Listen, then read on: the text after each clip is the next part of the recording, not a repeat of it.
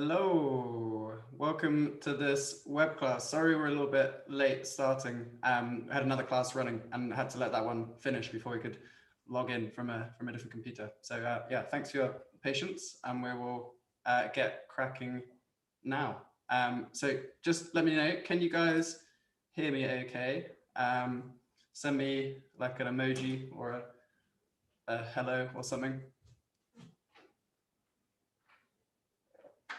And also, where's everyone joining from today?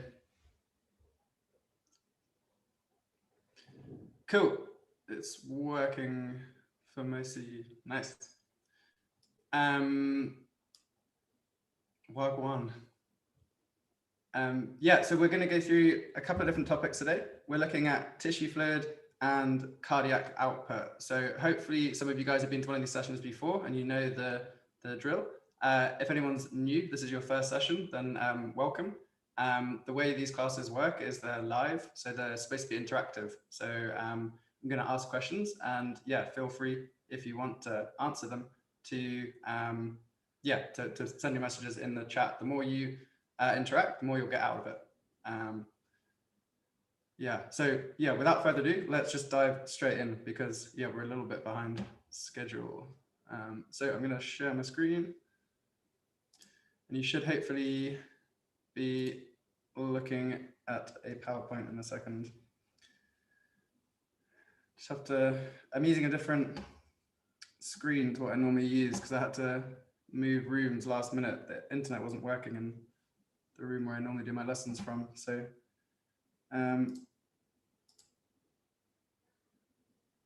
with any luck, this will be looking ready to go. 5% of view. Perfect. So yeah, I think we're fully ready to go. Oh, no, put that thing in the way. Yeah, so as I said, we're looking at tissue fluid and cardiac output. I actually don't know whether we'll have time to fully go into cardiac output, but we'll see how we get on. But we'll definitely cover tissue fluid. So yeah, a little bit about me. My name's Alex. I'm the head of biology here at Snaprovise. I've been teaching biology for the last 4 years, and we're here giving you this sort of trial, well, not a trial session, an example session to show you a little bit about the tutoring package that we offer. So we do these YouTube sessions, but we also have lots of additional sessions on our own website. So yeah, this is basically what those would look like. So yeah, if you like the lesson today and you found it useful and you wanted to do more of the same in the future, then you can try our website out. You get a 1 week free trial with this this code. So yeah, you can just enter that. Cool.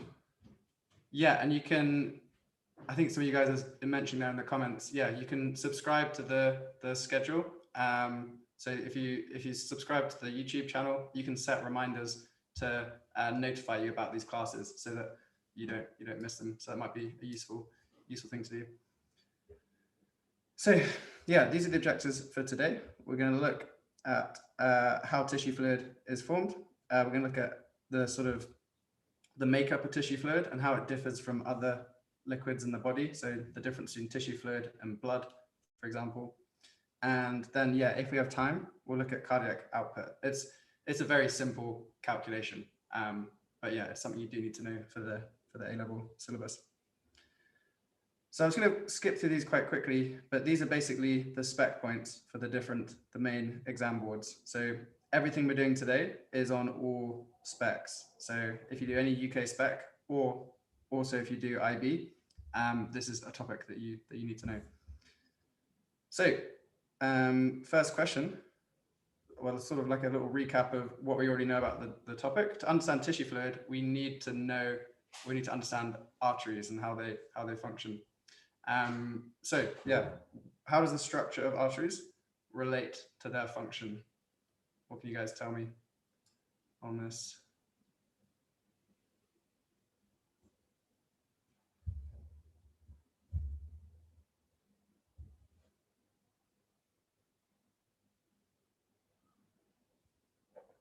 Oh, I've just realized I've got the chat setting on top chat rather than live chat. So I'm only been getting some of the answers, some of the messages.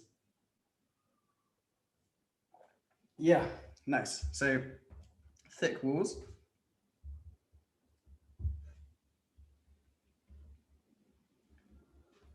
equals withstand high pressure.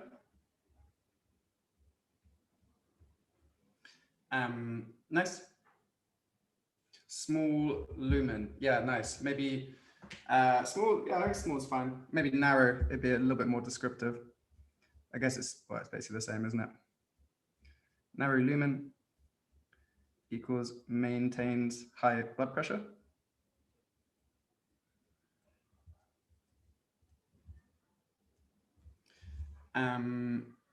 Nice. So elastic recoil, nice, yeah. So there's elastic fibers in the actual wall of the artery, which allows elastic recoil.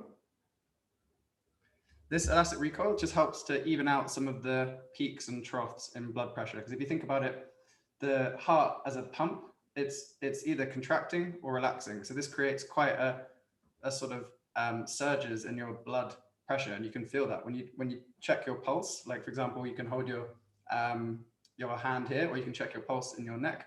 You're feeling those surges, but the elastic fibers sort of they absorb some of that energy when your heart contracts, and then as your heart's relaxing, they release that energy back, and it helps to keep the blood pressure high while the heart is not beating. So it mitigates slightly that effect. And yeah, nice. Smooth muscle. That was the other bit.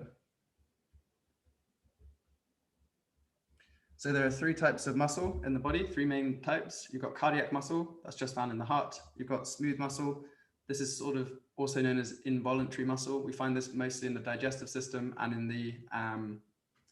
in the arteries. So they're usually either in sheets or in ring structures. So in the arteries, they work in a ring structure, same as like a sphincter, and they can restrict blood flow to certain organs. So sometimes we want blood to be going to one part of the body. For example, if you've just eaten a meal, you send more blood to your digestive system.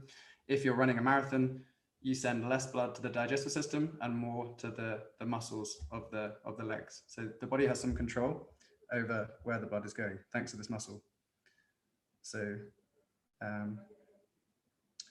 what should we put here? Just vasoconstriction / dilation.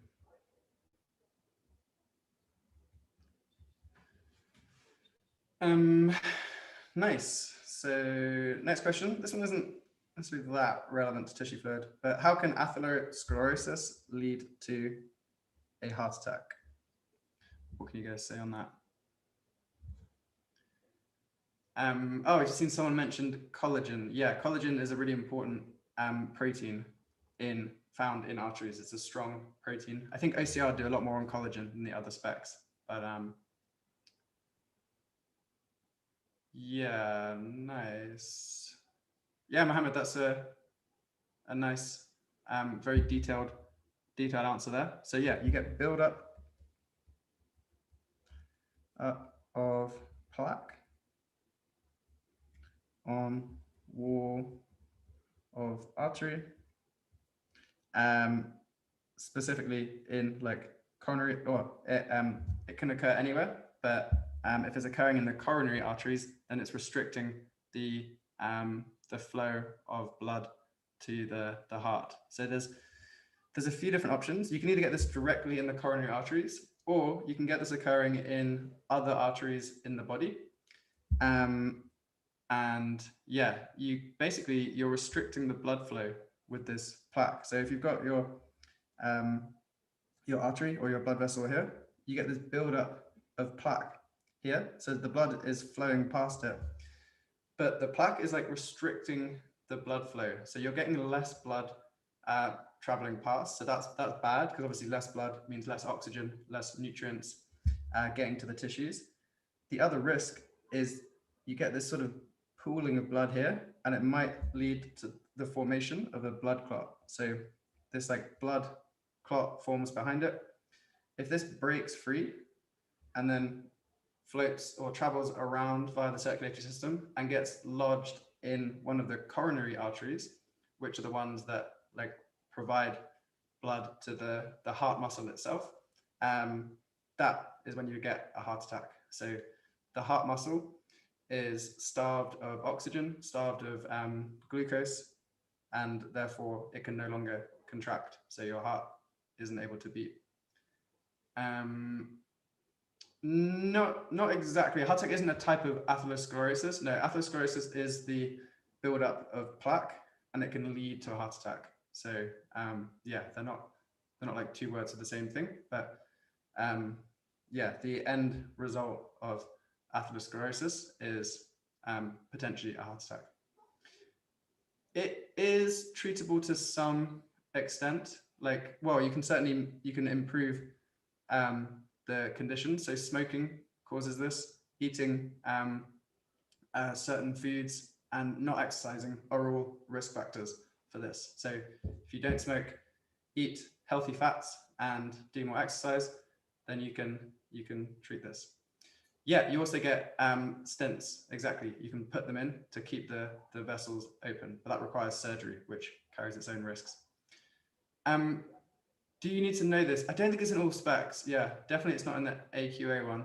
I'm not 100% in the other ones, but yeah, some specs do cover it. Let's just put restricts blood flow.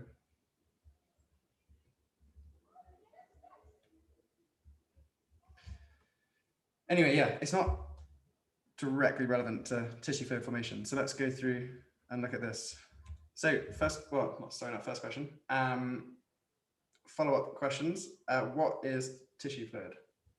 How would you guys define tissue fluid?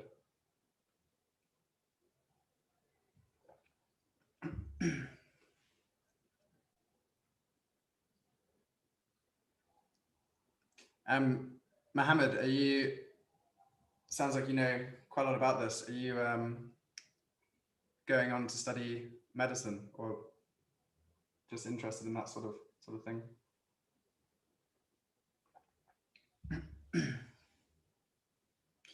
Lulu, nice, yeah. Fluids surrounding the cells that aid in the diffusion of substances. Yeah, I like that one. So tissue fluid bathes the cells with nutrients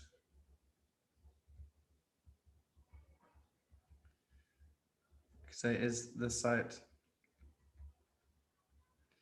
of gas exchange or gas nutrient exchange.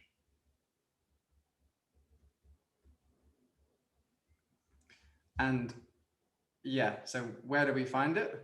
Like all around cells, in tissue beds, or like surrounding capillaries.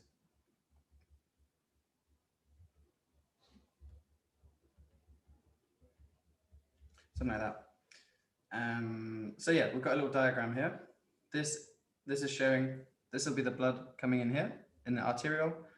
It then passes through capillaries and then it leaves through the venule. This would then join on to a vein, which will then go back to the heart. And this would come in through an artery.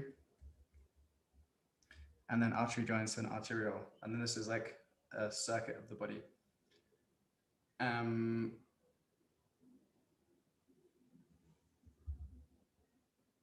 Oh, so yeah, you are interested in medicine. Yeah. Grades aren't there yet. Well, you've still got time, and you're here on a Sunday learning biology, so it's a good sign. Cool. So I can't remember what I'd said about this so far. Oh yeah, so the blood is in a closed system. So blood doesn't actually leave our blood vessels at any point. So for the nutrients to get to the cells from the blood, it needs to travel via tissue fluid. So tissue fluid is majority water. It comes from the blood plasma. So again, blood is majority plasma. So there's a lot of water in blood, and some of this water is forced out, becoming tissue fluid and bathing the cells in nutrients. So they exchange gases, waste products, things like glucose, amino acids, and then they, in general, they're forced out at the arterial end, and then they move back in the venous end. And we'll look at why that happens on a later page, but that's the general view. That's a general overview. Lymph we'll look at as well. So this is like another system of vessels. Unlike the circulatory system, it's just a one-way system. So it's like a sort of drainage system. It's linked to the immune system. Well, sorry, it's a part of the immune system. So it's packed full of lymphocytes, white blood cells that screening for pathogens. And it also drains excess tissue fluid. So yeah, a double role. So what do we find in these three things? So the blood, the tissue fluid, and the lymph. So this is like unreturned tissue fluid.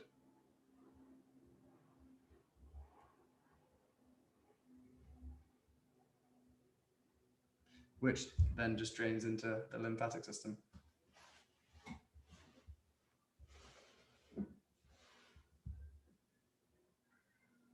What's between blood and blood plasma? Blood plasma is one of the constituents of blood. So blood plasma is like the water part of it. So blood contains this and also things like, well, we can add some on now. So we've got red blood cells, white blood cells, unreturned, as in the tissue fluid, most of the tissue fluid moves back into the capillary bed at the venous end, but some of it doesn't move back in, and that's what drains into the lymphatic system. Yeah, nice. So there's lots of things in blood: platelets, hormones, as you guys have said, plasma proteins. These are particularly important for tissue fluid formation.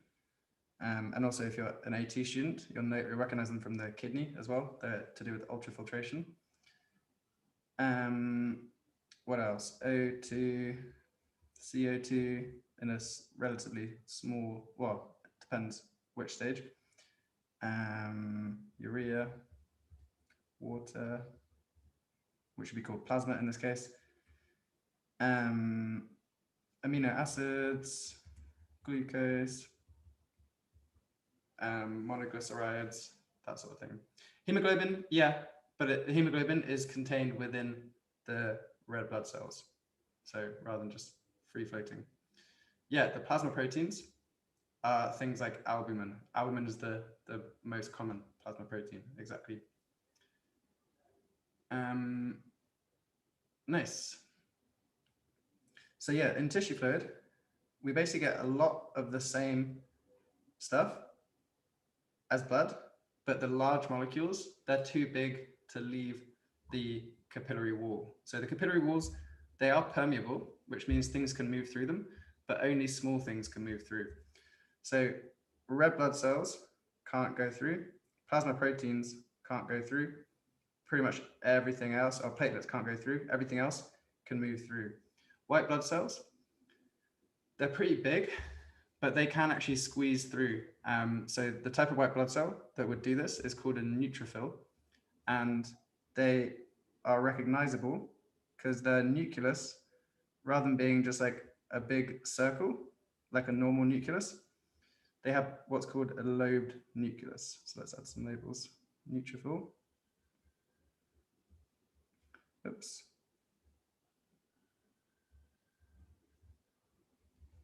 Neutrophil, lobe, nucleus. And this basically, rather than having like a big circle, yeah, multi-lobed nucleus, you could also call it, exactly. Rather than this being a big circle, which isn't very easy to squeeze through small spaces, this specialized nucleus allows them to squeeze through the capillary walls. So yeah, it's a useful feature. So they can get into the tissue, and they are an example of a phagocyte. So they can get into the tissue, and if there's any pathogens there, they can engulf them through phagocytosis and like hydrolyze them. Yes, they have receptors to follow cytokines, exactly. So this is part of the immune response, the non-specific immune response. Well, I guess if there's cytokines, you could argue it's the part of the specific. But yeah, anyway, immunity is a whole nother topic where we're not really going into that today. So same as blood, but minus plasma proteins plus red blood cells. And then the lymph is like same as tissue fluid, but less O2, more CO2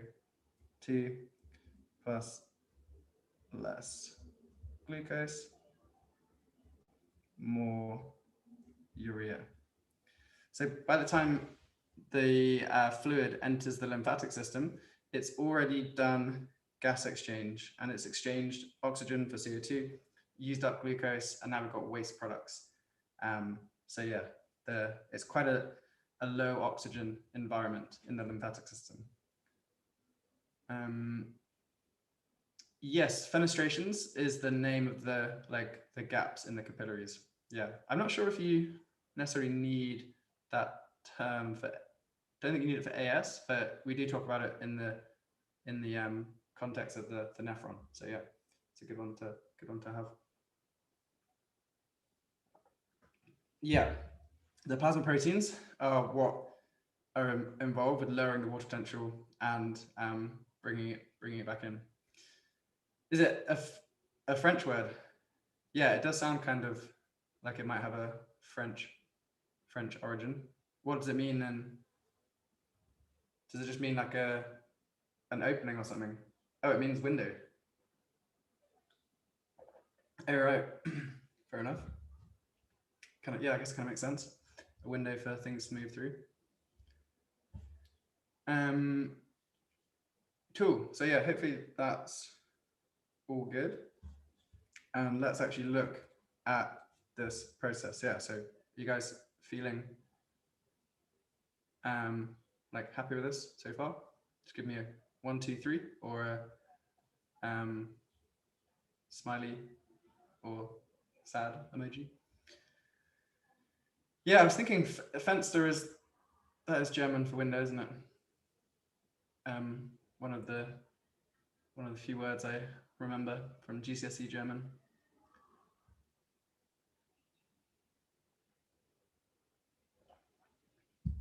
Nice, cool. Lots of ones, smiley faces. Good to see.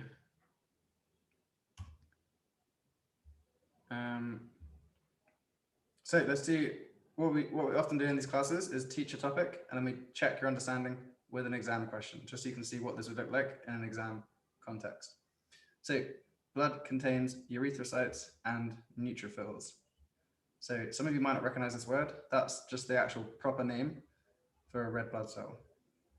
And a neutrophil is what we just looked at. It's a type of white blood cell that can like squeeze through the walls. So tissue fluid may contain neutrophils, but does not contain erythrocytes. Basically, why is that? Why does tissue fluid not contain erythrocytes?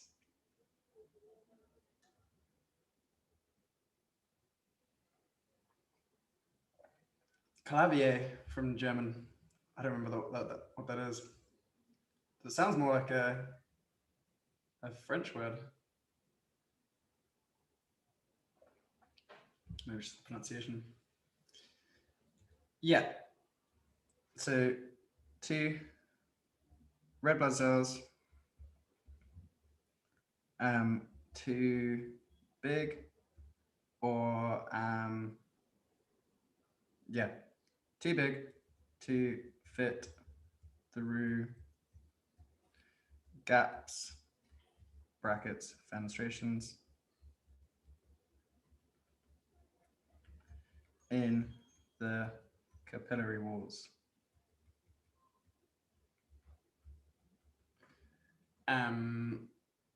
So yeah, so they don't, basically.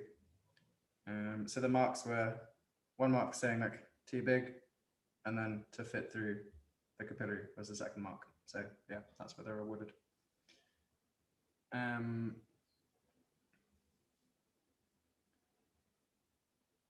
Javier's keyboard.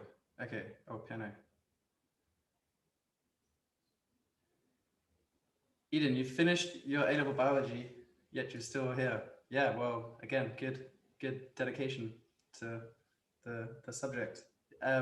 Learning never finishes, so you don't have to stop learning biology just because you finish A-levels.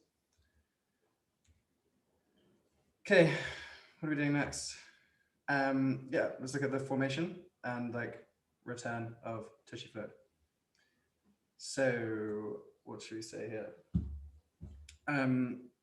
Yeah, a couple of main forces working for tissue fluid formation. So I've heard some of them, well, sorry, not heard.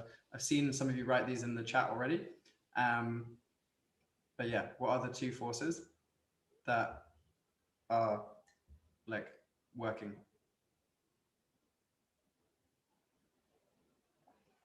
Why are the biology mark schemes so strict? Yeah, I know. I get quite frustrated by them as well. They can be very, yeah, they can be very pernickety and like pick weird keywords. But yeah, the more you do of them, you start to recognize the pattern. But sometimes they do just seem to make weird decisions. Often there's complaints after the exam is published, and they change the mark scheme a little bit with the complaints. So there is some degree of that going on. Yeah, nice. So as lots of you guys have said, hydrostatic and oncotic pressure. You can say oncotic or osmotic. I'll probably just switch between the 2 as we're talking about it.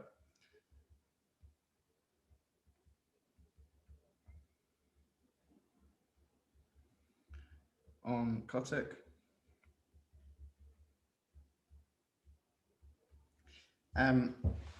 Maybe just check with your spec though, whether you need oncotic or osmotic. Well, probably as a basic rule, if you recognize one word but not the other one, that's probably the word you're supposed to be using, because that's the word your teachers would have said.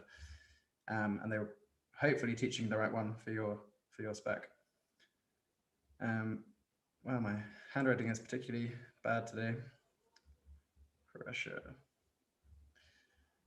So this is forcing fluid out. This brings fluid back in.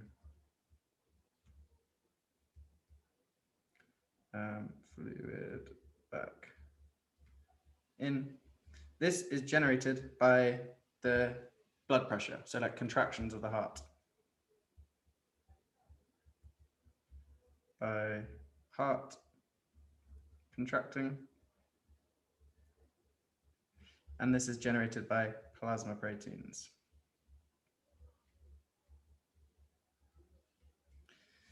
And yeah, we'll look at how they those both work together. Cool. A lot of you don't learn with teachers. Yeah, well, if you're following a spec, then just look up in the spec that you're following what you would want to, what's the word that you need. And if you're not following a spec, then it doesn't really matter. You can use them interchangeably. Cool. So, sorry, I'm just catching up on the questions. And yeah, I do my best to answer as many questions as possible. Sometimes can't answer all of them because there's a lot of you guys in the YouTube sessions. On our website, when we do the classes on there, it's much smaller groups, so we can go through every single question. It's usually between 5 and 10 students in a class, so it's a little bit easier. But yeah, I'll try and answer as many as possible. So yeah, oncotic brings fluid in, hydrostatic forces it out, and let's have a little look at what that would look like. So at the arterial end, you have high hydrostatic pressure.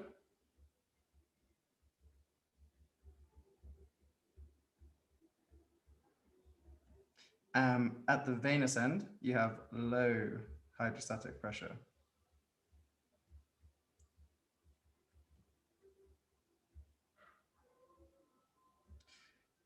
So basically, as the blood moves through the capillaries, it loses a lot of pressure. That's because there's a lot of friction. You're going from, when the blood's in arteries and arterioles, they've got relatively large lumens, and there's relatively little surface area, so there's not that much resistance to the blood. Once you get to the capillary bed, there's suddenly thousands of vessels. This is a lot of surface area. The blood is literally, the red blood cells are literally scraping on all the inside of the capillaries, and that slows them down. They lose pressure. So as you move through the capillary, blood pressure drops a lot. And that's why the blood pressure in your veins is lower than the blood pressure in your arteries. So that's going on. So let's draw this on. So we'll do hydrostatic pressure going outwards in red. And then I'm going to put some units on there. Don't worry too much about the units. Annoyingly, the different specs actually use slightly different units, but none of the specs actually say you're required to know these figures. You're expected to be able to understand them and interpret them. So yeah, don't worry about memorizing them. And if you use slightly different figures, that's also fine. Yeah, it doesn't really matter that much. So 4.3 kPa is the hydrostatic pressure out. And at the venous end, this is decreased down to, what are we putting on? 2.3 kP, oops, should be a big P, out. So hopefully that is so far so good. Blood pressure has decreased. There's a greater pressure at the arterial end and a lower pressure at the venous end. There's also, so that red is hydrostatic pressure. Maybe let's put a little key here.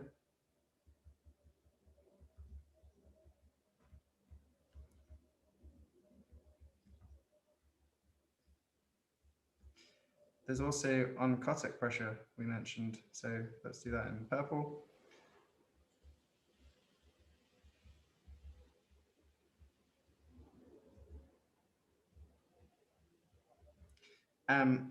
This stays the same the whole time. So this one is easier. This is bringing fluid back in. So this one is, we give it as a negative because it's bringing the fluid in.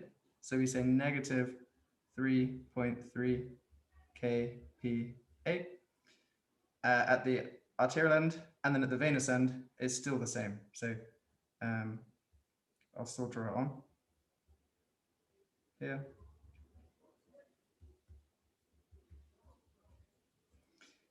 Going in there.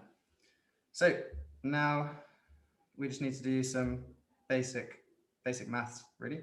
So to work out the overall pressure, we've got 4.3 kPa forcing fluid out, 3.3 kPa pulling fluid back in. That's why it's negative. So you just add them together and you get 1.3 K.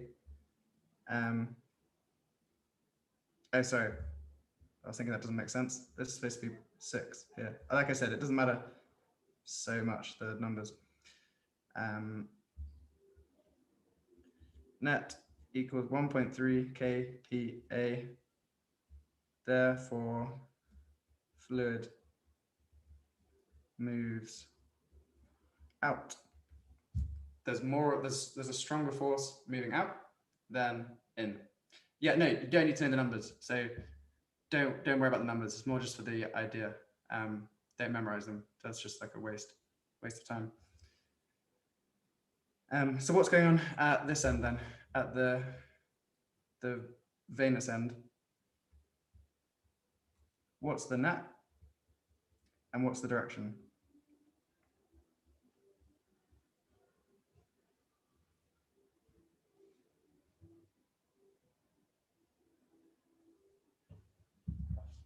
Yeah, there's so many other things you need to memorize for A-level biology that this is one thing you can not bother with. We'll be doing a session on synoptic essays, possibly at some point. We do, again, on our website, we do way more sessions. We did a class on that relatively recently. So maybe one time we could do that for the YouTube session, I guess.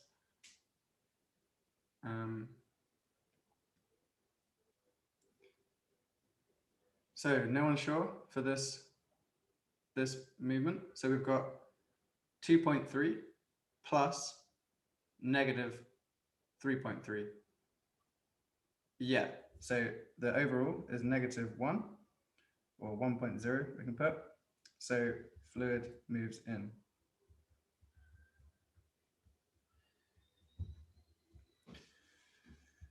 Are we going to do the lymphatic system? A little bit, just like talking about the fluid, yeah. But we're not going to go into like the immune response or anything like that. Why does the oncotic pressure stay constant? Yeah, it's because it's created by the plasma proteins. So there's red blood cells left behind, and there's also these plasma proteins. They remain in the capillary. They're too big to leave, and they're soluble, so they lower the water potential inside. They create a low water potential. Maybe let's add a box about that.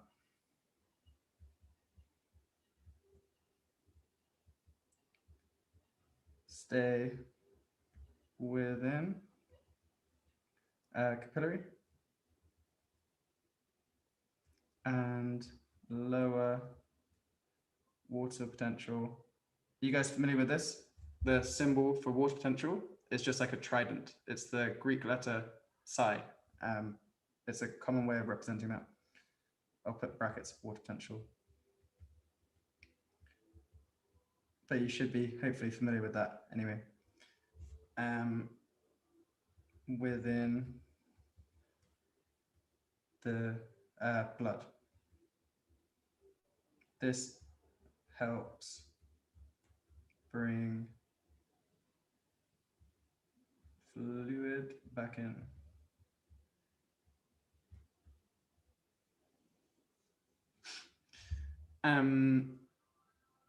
Cool.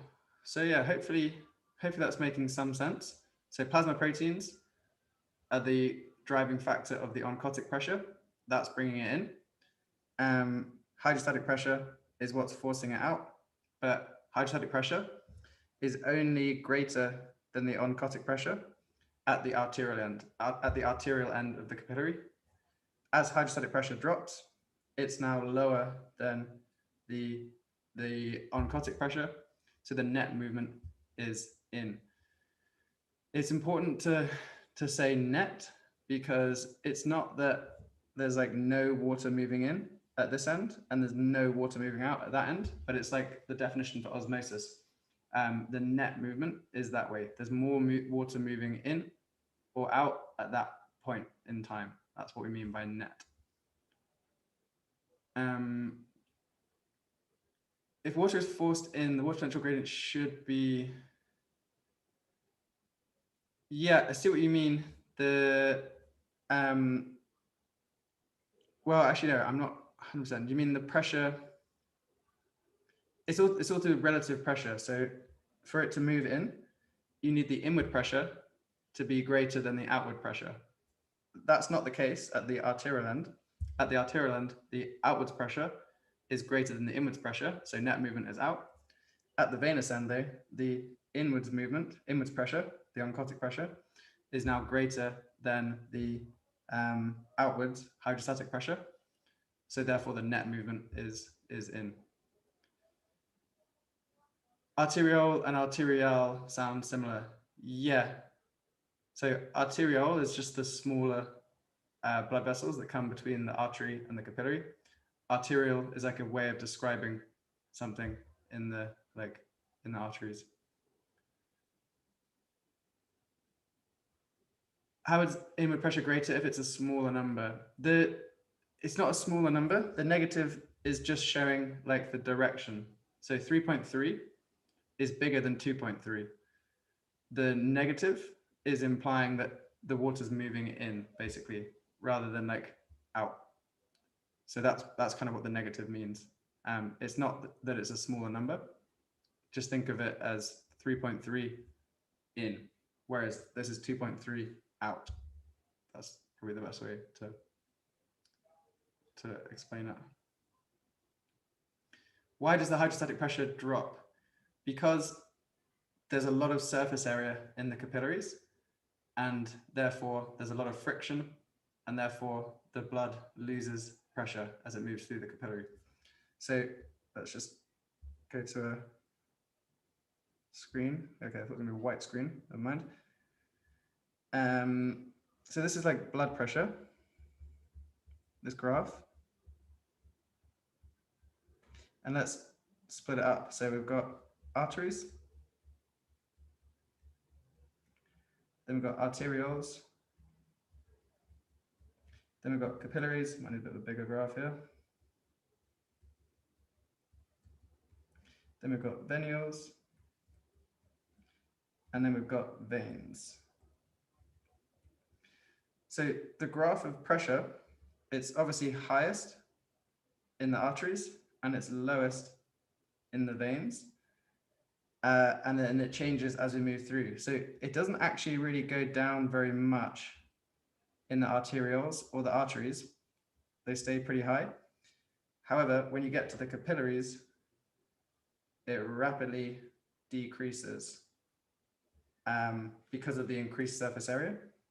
And then as you get to the venules, it's still losing a little bit of pressure, and in the veins, losing a little bit of pressure. But yeah, the vast majority of the pressure is lost in the capillaries. You can think of this as just hydrostatic pressure.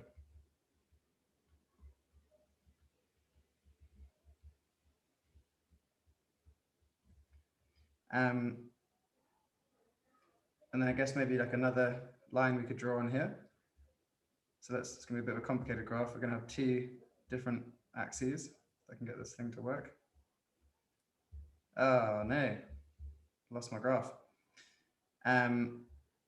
What I wanted to draw over that one is, so if this was our pressure that we just drew, there would also, if we had another line which was surface area, total surface area, it would look like this. It's highest there and lowest in the arteries and capillaries. So this one is surface area, and this one is hydrostatic pressure.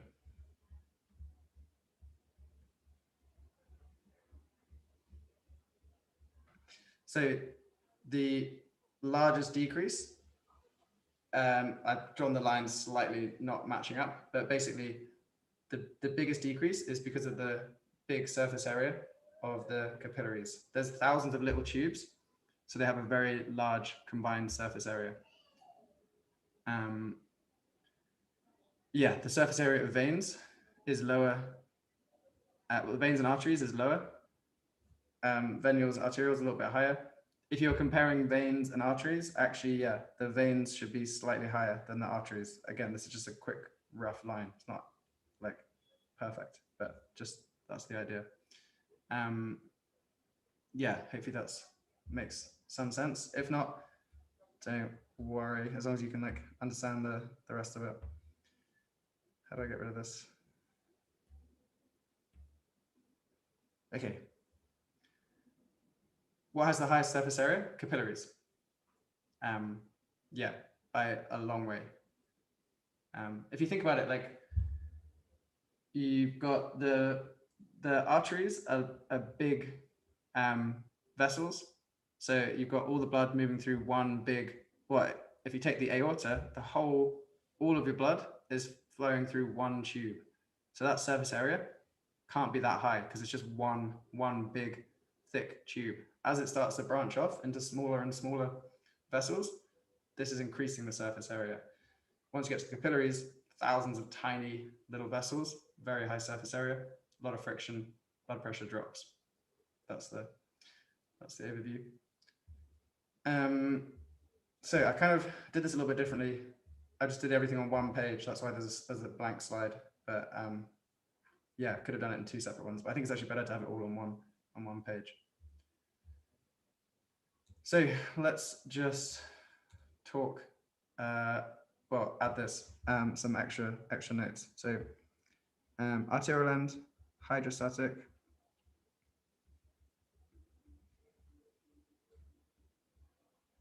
Hydrostatic pressure is greater than oncotic.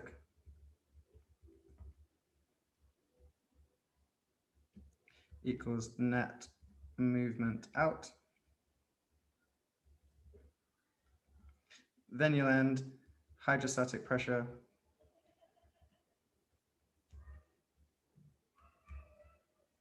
is less than oncotic pressure. Therefore, net movement in. So, yeah, hopefully that makes sense. Yes, all of the capillaries have a large surface area. Yeah, not one individual capillary has a low surface area. Yeah, you're right. Good for like clarifying that.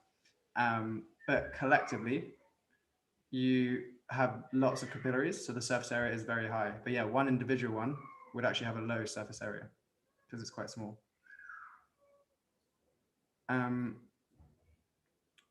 It's not the volume of blood. It's the that was the surface area, that like bell-shaped curve that I did. The volume of the blood is always the same because it's moving around. So the volume of blood doesn't change, just the pressure and the speed. You could talk about, for this one, I would talk more just about total surface area rather than surface area to volume, because that's the important bit. Like the capillaries in general have a higher surface area. The surface area to volume ratio actually doesn't change that much because the surface area to volume ratio, well, yeah, it will change, but yeah, I would just talk more about surface area in this context. So yeah, as we said, most of it's reabsorbed, but around 10% of blood, no, not blood, tissue fluid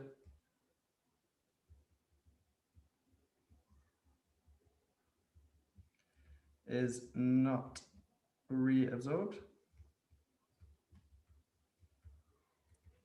into the vein. This 10% drains into the lymphatic system. Oops.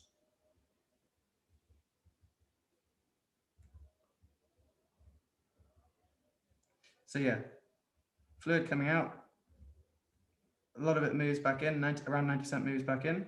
The remaining 10% drains into the lymphatic system and, well, yeah. It's ultimately returned back into the blood. The lymphatic system drains back into the vena cava just before the blood is returned to the heart. But on the way, it passes by a lot of white blood cells, so it's screened for pathogens. So this is a way in which our immune system is constantly screening our body for invaders. So all the tissue fluid, wherever the pathogen might be infecting the tissue, some of that tissue fluid will take traces of that pathogen and sort of present it to the lymphocytes in the lymphatic system. So it allows the continual screening of all areas of the body, as well as draining the excess tissue fluid. So what do you think the symptom would be if you like blocked the lymphatic system? If you had some sort of like a blockage or something, and suddenly the lymphatic system could no longer drain excess tissue fluid, what would be the like symptoms you'd see in a person? I just want to check this isn't the next question that we're doing. No. Okay, good.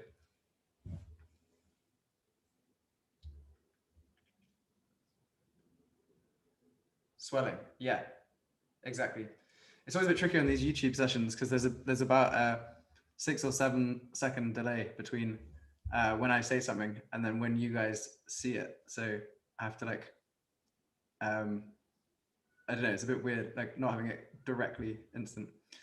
But yeah, exactly. You'd get swelling. So tissue fluid would build up and the symptom would be swelling. So there's another possibility to get this is if you don't have enough plasma proteins, you're also going to get swelling. Because if you don't have enough plasma proteins, the oncotic pressure is going to be lower. So, it's going to be less of a reduced oncotic pressure. So let's say that it's now just minus 3.0.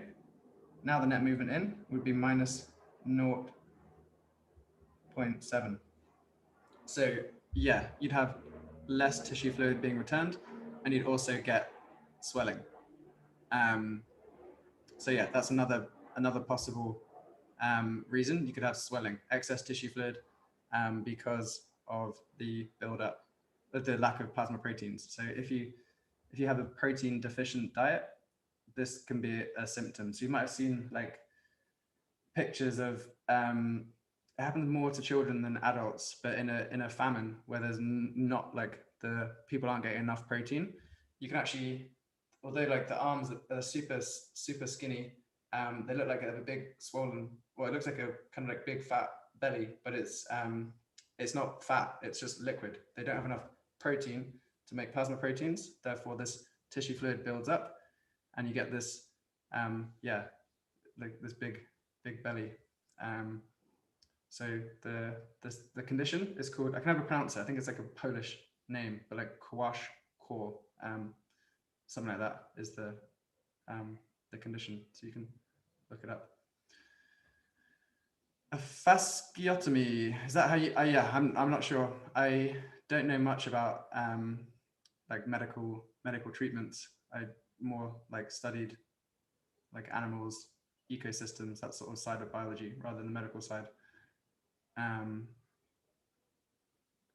But yeah, possibly.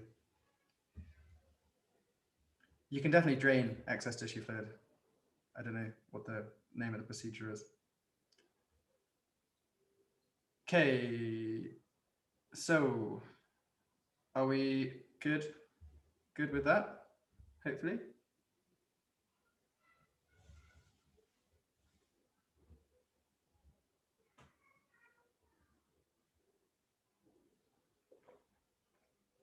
Nice.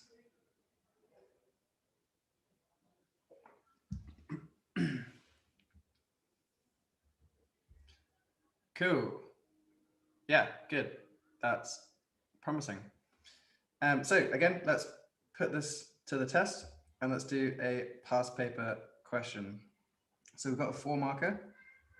Can you guys describe and explain how substances that are dissolved in the blood plasma, such as oxygen or glucose, enter the tissue fluid from capillaries? And we're looking to get 4 marks for this. So yeah, I was looking at the mark scheme now. There are 6 available marks in the mark scheme, and we only have to get 4 of them to get full marks. So what could we say? Hemoglobin isn't really relevant here. I mean, you're right, like that is how oxygen is transported, but we are just focusing on like how it gets from the blood into the like tissue fluid. So the oxygen is already dissolved into the plasma at this point. Let's talk about the pressures. Yeah, nicely, Lee. And Guz. So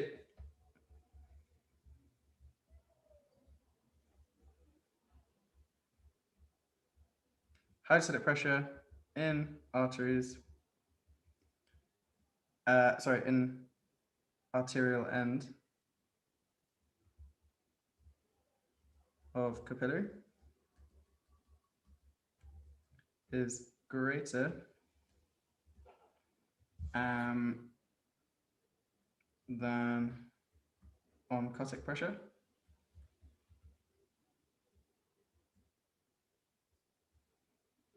That's our first marking point. Therefore, oh no, there's a couple of marking points.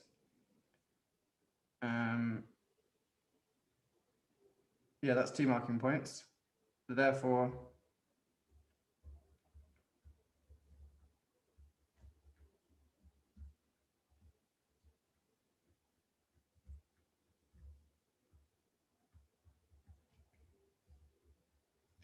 net movement of fluid is out because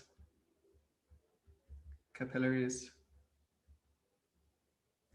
are permeable,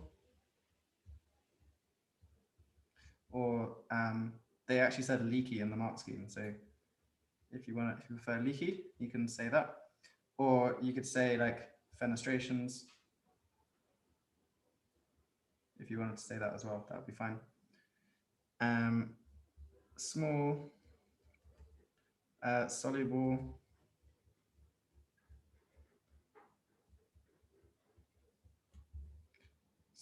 soluble molecules such as O2 will leave the pens, and this is a weird glitch, leave the blood with the tissue fluid, and something like, there's an extra marking point, we don't actually need it, but via diffusion down conc gradient. But yeah, you don't need that last one, really. So yeah, that's the idea. So if we were marking that, there's a mark there, there's a mark there, net movement out, because they're permeable, the small soluble molecules can move, and then via diffusion. But I don't think many people have got that last mark because you don't really need it. Cool, nice. So I think we will end there. We didn't get a chance to look at cardiac output, but that's okay. There's like this pressure graph, which is another important part of the spec that often causes confusion. So that's worth learning, but again, another time.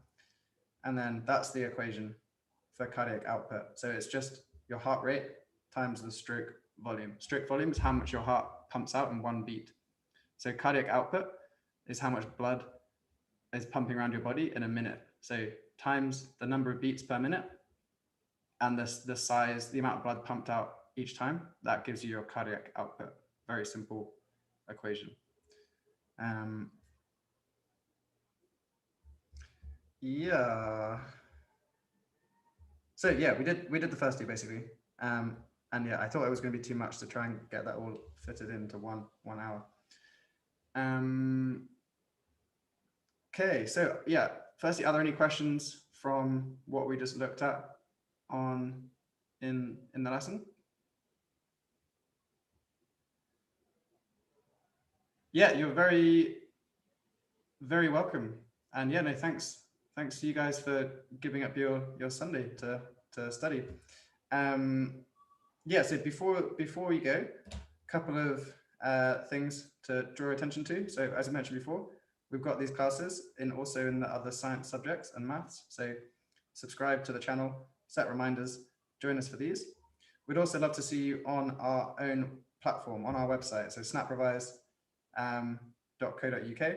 We run this tutoring package. We've got 4 classes a week, or it's usually like 5, where we do sessions like this, but with much smaller groups. So yeah, 5 to 10 people normally in a session. And yeah, they're a bit more interactive because it's a smaller class size, and you can go to as many as you like if you're paying the subscription. So it's like a subscription-based service. It works out way cheaper than tutoring and a lot better like value for money. Yeah, so you can check it out for free. You get a 1-week free trial. This is the code you would need to try it out. So it expires in 24 hours. So if you're interested in doing that, check it out. And I'll give you guys a quick demo of the website. So here we are. This is our site.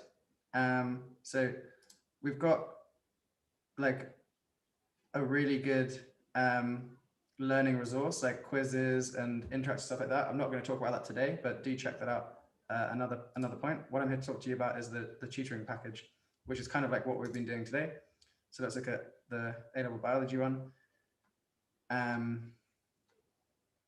Yeah, so we do 2 different types of classes. We've got web classes, is like the one we did today. That was a web class, where we go through topics, do questions, sort of mainly targeted at one particular area. And then we also run drop-in sessions, which are more flexible. So this is stuff that students have requested that they want to go over. So this one must have been, someone was saying like, I don't understand. It's either one on enzymes or on triglycerides, can't really tell. So yeah, they were saying like, I don't really understand these topics. Can we go over those and maybe do some exam questions on that? So then that's how we structure those sessions. They're completely sort of planned around what you guys want to do. So yeah, we do 2 of those a week, 3 web classes a week. If you sign up, you also get access. We've been doing these for a couple of years, so you get access to all the back catalog of these classes. So if you wanted to do a topic that we're not scheduled to do for a few weeks or months, then you can look back at when we last did it, and we've done all the topics now. So every topic you want to study, they will be on there. Tupoka is the other biology teacher. So yeah, you'll come across her if you sign up. And yeah, this is the upcoming schedule for the next few weeks. And one other thing, draw your attention to today, we have made these very handy revision flashcard packs. So I was also involved in making these, so I can vouch for the fact that they are like high quality, and like, yeah, spend a lot of time and many hundreds and hundreds of hours making these good. They're super condensed versions of the spec. So let's look at the AQA biology one. We've basically taken all of the key points and managed to condense it into, well, for AQA, we managed it to 200 cards. OCR is a little bit of a bigger spec. So actually it took us 300 cards to get all the OCR stuff on there. But yeah, these are really, really handy for your revision purposes. So on the front is like the information, and on the back is a couple of past paper questions with worked examples of how to do them. So yeah, flashcards are a really, really good tool for revision. Making your own flashcards, extremely time consuming.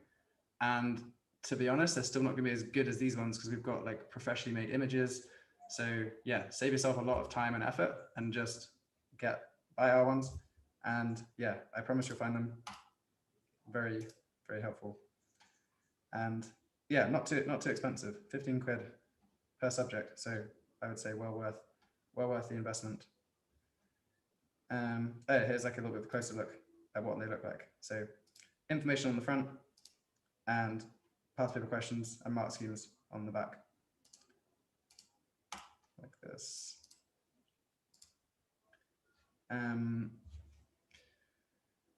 Cool. So yeah, I think not much more to say from me really. Yeah, thanks for joining. Yeah, hopefully see you guys at one of these sessions in the future, one of the YouTube ones, or on our website if you sign up to the our package. And yeah, other than that, have a good evening and enjoy the rest of your Sunday. And yeah, see you soon. Bye.